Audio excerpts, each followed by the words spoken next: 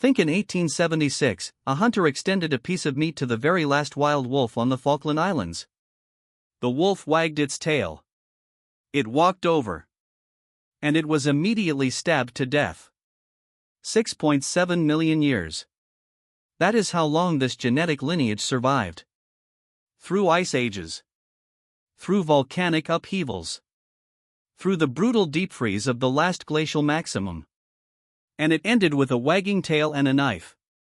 You are taught that extinction is a battle. That species die because they are slow. Because they are weak. Because something faster arrives. You are wrong. Some of history's fastest extinctions happened for the opposite reason. The animals were not weak. They were not slow. They were simply too trusting. The Falkland wolf was not a failure of biology. It was a mastiff-sized apex predator with fangs longer than any modern timber wolf. Packs of just 4 individuals coordinated to bring down seals the size of rowboats. They dominated these islands for millions of years. But this wolf was not alone in its fate. Across the Caribbean, 330,000 monk seals floated through warm, shallow waters.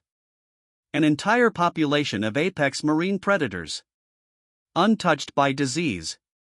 Unaffected by famine. A kingdom with no enemies. How does a population of 330,000 get reduced to absolute zero just to keep the gears of a machine turning? When Columbus's men first reached the Caribbean in 1494, the monk seals approached their boats. They did not flee. They did not dive. They swam closer, their dark eyes fixed on the wooden hulls with an unblinking, curious stare. An act of pure trust. The sailors noted this. They recorded it in their logs. And within 4 centuries, that trust was converted into a commodity. This was not a failure of evolution. This was not bad luck. This was a predictable, systematic flaw encoded into the very neurons of their brains. The machinery of extinction operates on a simple principle.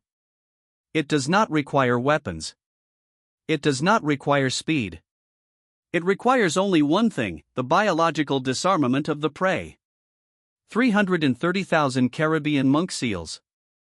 Centuries of highly specialized marine lipid development. Blubber engineered by evolution to insulate warm-blooded flesh against crushing ocean depths. Harvested. Melted. Reduced to grease. The iron gears of sugar plantations required constant lubrication. And the seals provided it. Each animal represented hours of uninterrupted machine operation. Their fat did not fuel lamps or feed workers. It kept the grinding cogs of human industry from seizing. They did not hunt the seals. They harvested them. The seals came to them. This is the mechanism that deleted 300,000 individuals from existence. Not predation. Not competition. Compliance. The seals possessed zero fear response. They approached boats. They hauled themselves onto beaches where men waited with clubs. They converted their own biological perfection into the exact instrument of their annihilation. But the machinery of the Caribbean was just one grinder. Across the globe, the same algorithm was running, and on the Falkland Islands, it had already decoded something far more disturbing.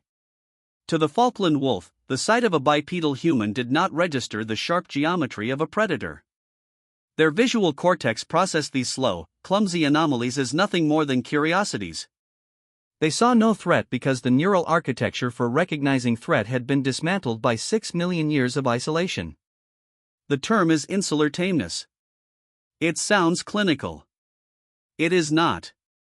Insular tameness is the evolutionary deletion of the fear response in species isolated on islands devoid of natural predators.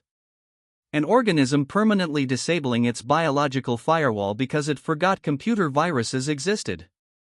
What does this look like inside the brain itself? The amygdala, the ancient alarm center buried deep in mammalian neurology, should ignite when a predator approaches. Synapses should flood with adrenaline. The body should prepare to fight or flee. In the Falkland wolf, this system was offline. When humans approached, the amygdala remained dark.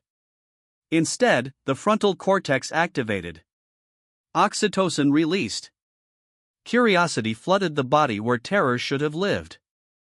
An apex predator operating with a completely unencrypted sensory array. Walking openly toward steel blades because the code for threats simply did not exist in its neural software. This was not stupidity. This was hardware failure at the genetic level. The same pattern appears in the quagga. 200,000 years ago, a genetic fork split this subspecies from the plains zebra. The Pleistocene divergence. A biological blueprint caught halfway between horse and zebra, a beta test of mammalian camouflage that was permanently deleted before it could finish rendering. Under the microscope, the evidence is visible in the dermal layer. Hair follicles where the genetic instruction to produce stark black and white melanin degraded over millennia. Stark contrast bleeding into rust and sepia tones. Evolution unwriting survival code in real time. The female quagga stood 1.4 meters at the shoulder. Taller than the stallions. An evolutionary anomaly. Yet the last individual starved during the 1877 drought. Alone. After surviving habitat destruction, monsoons, and mass hunting, the absolute last Skomberg steer on Earth sought sanctuary in a Buddhist temple. It possessed a majestic rack of antlers with up to 32 lethal points. It was beaten to death by a drunk in 1938. The universe delivers its darkest punchlines without warning. To understand why these animals lost their fear, you must understand the thing that stole it from them. The environment that created them. The ultimate antagonist was not a predator. It was extreme geographic isolation. The barren Falkland Islands and the predator-free Caribbean beaches operated as massive sensory deprivation tanks. Biological traps that coddled these species into an illusion of eternal safety. No mainland connection. No migration routes. No genetic exchange with populations that remembered how to be afraid. For millions of years, this isolation was not a weakness. It was an advantage. Imagine the pressure of that isolation. No new genetic material entering the population. No predators selecting for vigilance. Generation after generation, the wolves that wasted calories on fear response reproduced less efficiently than the wolves that did not. The searing, suffocating heat of mass arson. Settlers lit the entire horizon of the Falkland Islands on fire. A wall of heat and ash trapping the wolves against the cold, crushing waves of the shoreline. They had never evolved a response to flames. They did not know to flee. The concussive shockwave of a 17th-century French naval cannon struck captive Falkland wolves with a terror so alien, so incomprehensible to their isolated neurology, that they hurled themselves into the freezing Atlantic to escape. A sound their ancestors had never needed to comprehend. Falkland wolves rivaled English mastiffs in size. Apex predators with no natural enemies. Survivors of the last glacial maximum. They crossed frozen sea straits when the world was locked in ice. And they were deleted by a piece of meat and a knife. For millions of years, losing fear was a competitive advantage.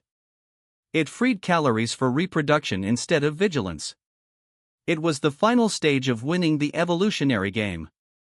Until the rules changed overnight. So if the extinction of these animals was not failure, if it was not weakness, if it was not bad luck, what was it? What does it mean when the reward for biological perfection is the guarantee of annihilation? These animals were not evolutionary failures. They had won. They reached a state of supremacy so absolute that they no longer needed to burn calories on fear or defense. They were living in a biological utopia. We assume human destruction is always a battle of dominance. A contest where the stronger species conquers the weaker. But these extinctions reveal something darker. Humanity does not just conquer threats. We actively weaponize trust.